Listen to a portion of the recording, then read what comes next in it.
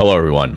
Mike's MMA Picks here, shining a spotlight on the co-main event at UFC 290, featuring the third iteration of Brandon Moreno versus Alexandre Pantoja, a flyweight matchup, something that I have a lot of experience in, but every fight is its own entity, and we must take a deeper look here in a quick breakdown. So Brandon Moreno, the champion, makes the walk against someone who has taken him down two separate times in the past. Alexandre Pantoja beat Brandon Moreno handily once back in 2018, just over 5 years ago, and then another time back in 2016, 7 years ago. Both of those bouts, we saw Alexandre Pantoja have a tremendous advantage in the striking department. You look at the age of these fighters now. Brandon Moreno, only 29 years of age. He's taking on an Alexandre Pantoja who has not been an incredibly active fighter, but when he does fight, he is on a seek and destroy mission. We've seen it against Matt Schnell and others, Alex Perez. He will blitz forward, Alexandre Pantoja, that is. He will throw heavy strikes, and the alternative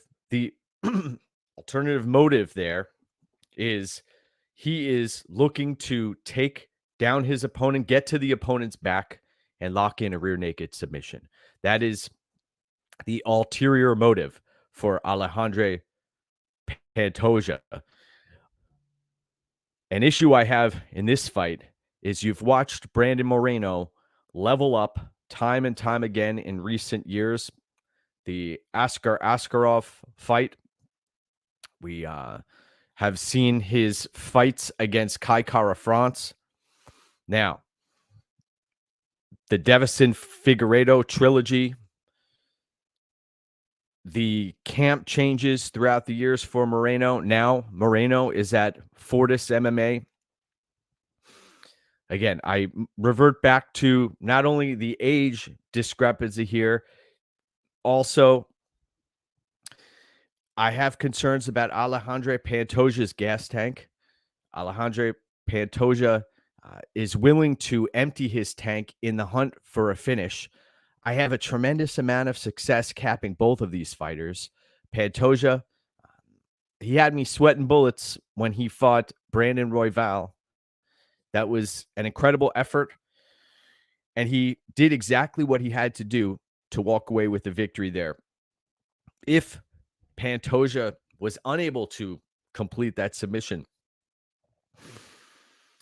now, what would we be looking at? Because Pantoja looked like he was running on fumes in that matchup. I must mention here that this UFC 290 title fight is scheduled for 5 rounds. It is in a large octagon. There will be more room for each fighter to stay evasive. And Pantoja, man, it's almost as if I'm watching a kamikaze mission.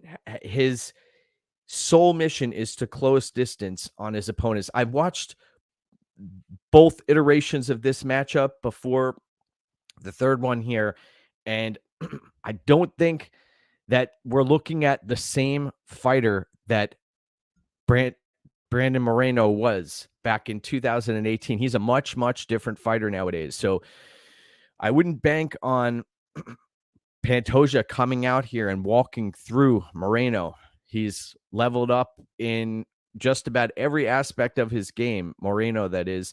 And Pantoja, still one of the best fighters in the flyweight division. I have a tremendous amount of respect for everything he brings to his table. I know he's putting all of his eggs in this basket. This is his one title shot that he's getting here. He's at a 3-inch reach disadvantage. I know that didn't pay dividends for Brandon Moreno with the reach advantage the first time and the second time they fought. I believe Moreno was actually He lost 30-26 on 2 scorecards. But the camp changes, the the championship mentality, the gas tank, and also the well-roundedness of Moreno. I believe that those are all going to be difference makers here against Pantoja. The first round is going to be extremely dangerous. I understand why the line is currently set the way it is. We've got Brandon Moreno at -175 and Alexandre Pantoja at +145. I've gone to the well for both fighters here in previous matchups that they've had within the UFC, and both of them have helped increase my bankroll throughout the years. Now, I have been hitting these flyweight title fights, or flyweight fights for that matter, third-party tracked at an 83% clip on BetMMA.tips with a 38% ROI for this specific weight class. So maybe it's a fluke, maybe it's an anomaly, but I seem to have a good grasp of what's happening in the octagon with these smaller men's fighters and the flyweight fights. In this matchup, my pick is going to be Brandon Moreno. His move to Fortis MMA, the fluidity, the precision, the gas tank are all on his side. Alexandre Pantoja, of course, if he's able to find the back of Moreno, that could be a potential doomsday scenario for Brandon Moreno, but he's going to fight like hell. He's going to have to fight like hell to get to that position. And if he does, if he's not able to finish the fight, then Moreno should really pull away here late. I'll be picking Brandon Moreno to win. I already have 2.5 units down on this fight, both at -165 and now -175, and been taking a dollar cost average approach here. And I'll be continuing to monitor the lines throughout the week in the lead up to this UFC 290 co-main event.